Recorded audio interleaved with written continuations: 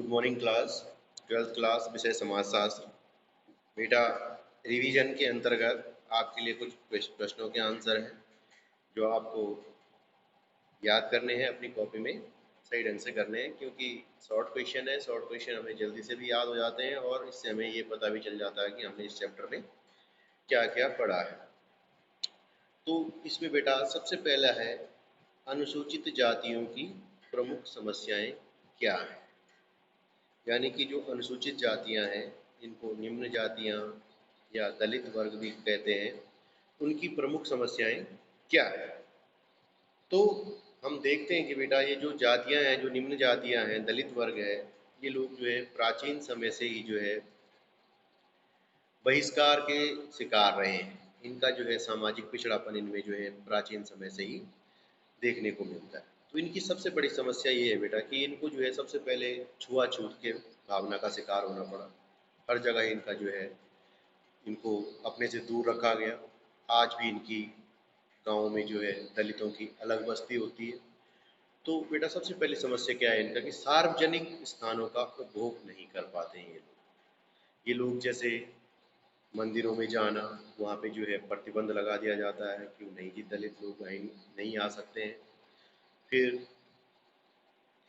सार्वजनिक कुओं से पानी न भर पाना, ये इनकी बड़ी समस्या है। साथ में ये लोग जो है शैक्षिक रूप से भी बेटा बहुत पिछड़े हुए हैं। यानी कि जो शिक्षा है इनकी, शिक्षा के क्षेत्र में भी ये लोग पिछड़े हुए हैं। तो इस कारण क्या है कि आज भी जो है ऊंचे पदों पर मतलब बहुत कम है लोग जो आसीन है ही नहीं। तो इनकी बड़ी समस्या है कि यह आर्थिक विषमता का भी शिकार है, शोषण का शिकार है। इनके द्वारा जो है इनका शोषण किया जाता है। इनको जो निम्न श्रेणी के कार्य हैं उनमें ही लगाया जाता है। तो इस तरह की कई सारी समस्याएं जो है अनुसूचित जाति के साथ पाई जाती है। ठीक है, छुआछूत की समस्या, सार्वजनिक स्थानों का उपभोग न करने की समस्या, आर्थिक पिछड़ापन है, शैक्षिक रूप से पिछड़े हुए हैं। तो इस तरह से इनकी कुल मिला के बहुत सारी समस्याओं का इनको सामना करना पड़ता है। अब है बेटा, अब दूसरा क्वेश्चन इसमें आता है, मातृतंत्र किसे कहते हैं या मातृवंश किसे कहते हैं।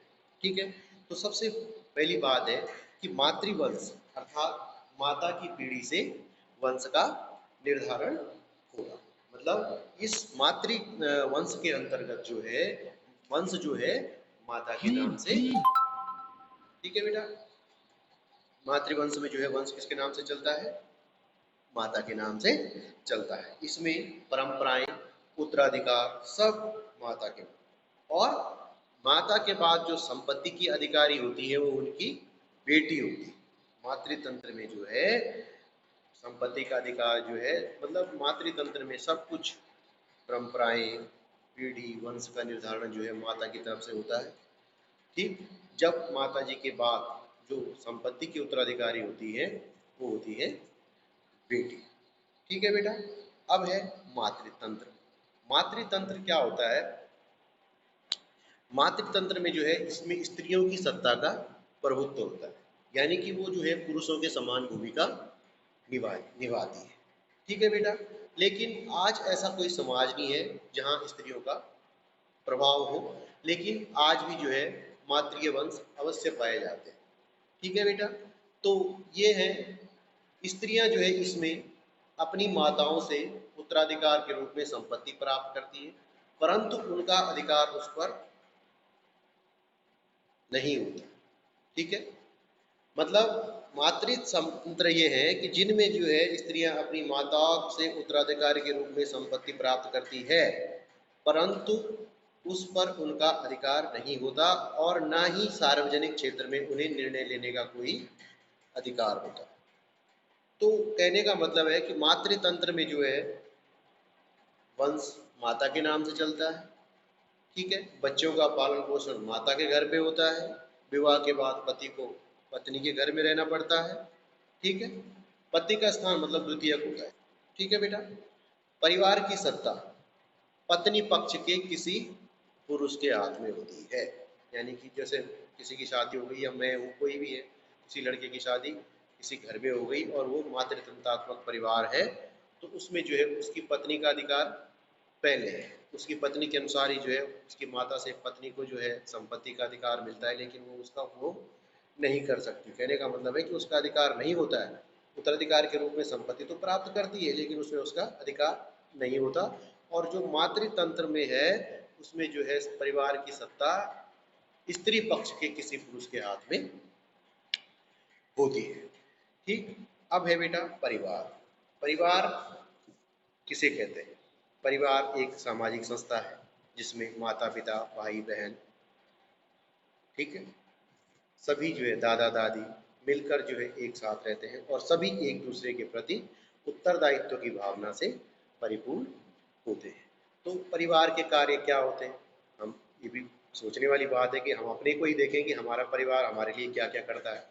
भोजन, वस्त्र, आवास, हमारा विवाह करवाना, हर चीज़, मतलब हमें हर तरह से मानसिक रूप से जो है समर्थन करना हमारा, हमें रीति रिवाजों का ज्ञान कराना कि समाज में कैसे रहना है, बड़ों का आदर करना सिखाना। तो ये कहाँ है, ये हमारे परिवार के कार्य हैं। हमें सामाजिक भी बनाता है, हमें आर्थिक रूप से भी मदद करता है, सामाजिक रूप से भी मदद करता है, सामाजिक स्थिति प्रदान करता है। कैसे? विवाह के द्वारा। परिवार के सदस्य जब अपने घर के सदस्यों का विवाह करवाते हैं, इससे उसको समाज में एक स्थिति उसकी प्राप्त हो जाती है। तो इस तरह से जो है परिवार हमारे लिए सबसे मुख्य इकाई है। परिवार हमारे समाज की, हमारी इस पृथ्वी की, जिससे जो है आगे बढ़ रहे हैं। इसी से जो है हर चीज़ का विकास यहीं से शुरू होता है। ये मुख्य संस्था इसको मान सकते हैं हम लोग। तो परिवार के कार्यों में रोटी कपड़ा और मकान की व्यवस्था आ गई, विवाह की व्यवस्था, ठीक है, सामाजिक स्थिति प्रदान करना, फिर मानसिक रूप से भी अपने परिवार के सदस्यों को मजबूत करना, उनका समर्थन करना, मेंटली सपोर्ट जिसको आप कह सकते हैं। ठीक। अब है नातेदारी। नातेदारी कितने प्रकार की होती है? दो प्रकार की होती है। रक्त संबंधी नातेदारी, जो हमारा जिनसे खून का रिश्ता होता है, माता पिता, मौसी मामा, चाचा चाची नहीं, चाचा ताऊ, ये हमारे रक्त संबंधी नातेदार हैं। एक होती है विवाह संबंधी नातेदारी, जिनसे हमारा संबंध बनता है विवाह के बाद। पति पत्नी, पत्नी, चाची, ताई, इनके से क्या है, हमारा विवाह के बाद संबंध बनता है। तो ये जो है विवाह संबंधी नातेदार, मतलब वो होते हैं रक्त संबंधी होते हैं जिनसे हमारा खून का रिश्ता होता है, और विवाह संबंधी होते हैं जिनसे हमारा विवाह के पश्चात जो हमारा रिश्ता उनसे बनता है। ठीक है। फिर रीतियां हैं, जैसे परिहार संबंध होता है, जिनसे जैसे पर्दा करती है, कुछ आपस में पर्दे वाली भी रिश्तेदारी होती है, जैसे जेठ बहू, ससुर बहू, उसको परिहार संबंध बोलते हैं। एक परिहास होता है, हंसी मजाक, इसमें वो रिश्ते आते हैं जो आपस में हंसी मजाक करते हैं। जीजा साली, देवर भाभी इसमें आते हैं। फिर है मातु पितृस्व, पितृस्व यानी कि बुआ, इसमें बुआ का स्थान होता है मुख्य। बच्चों का पालन पोषण भी बुआ ही करती है। ठीक है। तो इस तरह से जो है ये नातेदारी की रीतियाँ हैं कुछ। फिर एक होता है इसमें सहकष्टी। सहकष्टी क्या होता है कि जैसे किसी की स्त्री को बच्चा होता है तो उसको कुछ दिनों के लिए अलग रखा जाता है, तो उसके समान जो है उसके पति को भी जो है अछूत माना जाता है उस अवधि के दौरान। उसको भी जो है अलग कमरे में रखा जाता है और उसी प्रकार का भोजन देने की उम्मीद उससे की जाती है उसको, जैसे कि उस स्त्री को मिलता है जिसने जो है बच्चे को जन्म दिया है। ठीक है। एक माध्यमिक संबोधन है। अब आज भी घर में हम देखते हैं कि किसी को किसी रिश्तेदार के माध्यम से बुलाया जाता है। जैसे मम्मी जब पिताजी का बुलाती है तो नाम न लेकर के अपने बच्चों के नाम से बुलाती है, यानी कि राजू के पापा जरा बात सुनना, मतलब डायरेक्ट नाम नहीं लेती कि बात सुनो, नहीं, अपने बच्चे को संबोधन बना कि राजू के पापा जरा बात सुनना। तो घर में जो है माता जी का राजू के पापा बोलना इस बात का माध्यमिक संबोधन का एक उदाहरण हम कह सकते हैं। ठीक है बेटा। फिर है जाति की विशेषताएं। जाति की विशेषता आपको पता है, बंध वर्ग है, अनिवार्य सदस्यता है। कोई व्यक्ति अपनी जाति से बाहर नहीं जा सकता, न कोई बाहर का व्यक्ति हमारी जाति का सदस्य हो सकता है। फिर जन्म लेते ही प्राप्त हो जाती है हमें प्रदत्त परिस्थिति है, हमेशा हम अपनी जाति को बदल नहीं सकते हैं। ठीक है बेटा। तो इस तरह से ये जाति की विशेषताएं होंगी। फिर है जनजाति। जनजाति जो है एक लोगों का समूह हो सकता है जो एक निश्चित क्षेत्र में निवास करता है, जिसकी अपनी भाषा होती है, रीति रिवाज होते हैं और परंपराएं भी होती हैं जो उसको अन्य समाजों से भिन्न बनाती है। वो जो है ज़्यादातर जनजातियाँ जो है पहाड़ी और पठारी इलाकों में ही रहती है, जो ज़्यादातर कोई घुमंतू है, कोई जंगल में फल फूल इकट्ठे करके कंदमूल पे ही जो है अपना जीवन देती है। कुछ जातियाँ जो है झूम खेती करती हैं, कभी यहाँ पे कभी वहाँ पे। तो इस तरह से मतलब उनकी एक विशिष्ट एक संस्कृति होती है, एक भाषा होती है, एक निश्चित क्षेत्र होता है, और प्रत्येक जाति की एक जाति पंचायत होती है जिसका जो है मुखिया निर्णय लेता है। ठीक है बेटा। फिर है प्रजाति। प्रजाति जो है हम उसको बोल सकते हैं कि जिसमें एक तरह की शारीरिक बनावट पाई जाती है, और ये लक्षण जो है हम उनको कहाँ मिलते हैं, वंशानुगत, यानी कि एक पीढ़ी से दूसरी पीढ़ी में जाती। तो कुछ जातियों को जो है उनकी शारीरिक बनावट से ही हम जो है पहचान जाते हैं कि ये कौन जाति आ रही। जैसे चपटी नाक ये देख लिया हमने तो बोल देते हैं ये मंगोल प्रजाति है जी, चीनी है, चाइनीज़ है, जैपनीज़ है। कैसे पहचानते हैं, उनके चेहरे की बनावट से। जैसे निग्रो है जी, कैसे पहचानेंगे, उसके शारीरिक बनावट, उसके रंग से पहचान सकते हैं। तो ये आनुवंशिकता के आधार पर ये लक्षण जो है उनको मिलते हैं। ठीक है। फिर है संस्कृति। संस्कृति किसे कहते हैं? संस्कृति हमारा जीवन जीने का तरीका होता है।